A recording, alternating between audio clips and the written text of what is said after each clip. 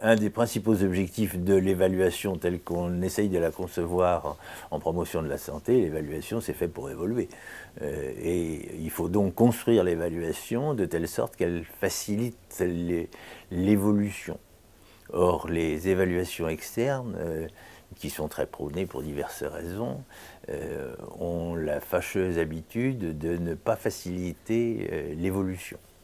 En ce sens que l'expérience montre que quand on a affaire à un évaluateur externe, on a tendance à se justifier. Et que du coup, ça prend le pas sur le qu'est-ce qu'on peut faire pour améliorer les choses. L'intérêt de l'évaluation, c'est parce qu'on a un système de santé, que ce soit les produits de santé, que ce soit l'hôpital, qui s'est fait une règle. Une règle, c'est d'avoir la meilleure qualité des soins pour tous les patients. Et le tous, il est important. Il est important parce que finalement, aujourd'hui, l'évaluation, alors elle peut être vécue de manière difficile par les professionnels de santé, des fois de manière très intrusive ou au contraire, des fois vécue comme quelque chose de très administratif.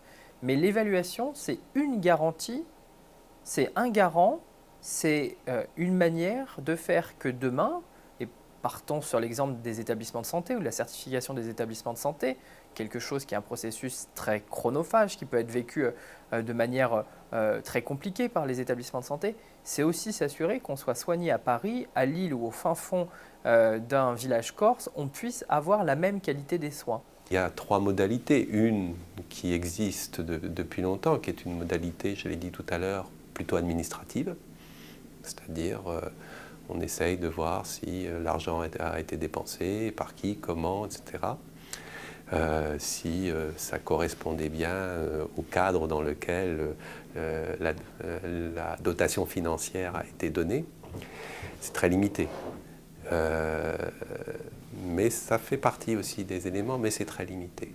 Il y a un deuxième point qui, à mon avis, est probablement beaucoup plus important, c'est comment on mobilise pour essayer de répondre aux questions. Elle est importante, elle est souvent diverse parce qu'en santé publique, on est au croisement des disciplines. Mais à mon sens, elle n'est pas suffisante non plus, parce qu'il y a un troisième sujet qui est, à mon avis, probablement le sujet majeur et le plus complexe, qui est comment ça répond aussi à ce que les personnes attendent.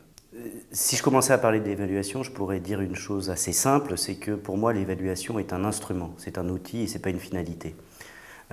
Donc le problème, ou les débats, la plupart des débats sur l'évaluation viennent du fait qu'on confond un petit peu ces deux fonctionnalités de l'évaluation et qu'on considère que l'évaluation est en soi une finalité et que cette finalité serait déguisée parce qu'elle viserait à accroître une rentabilité ou à faire des coupes sombres dans un budget, mais que cette finalité est cachée derrière l'instrument.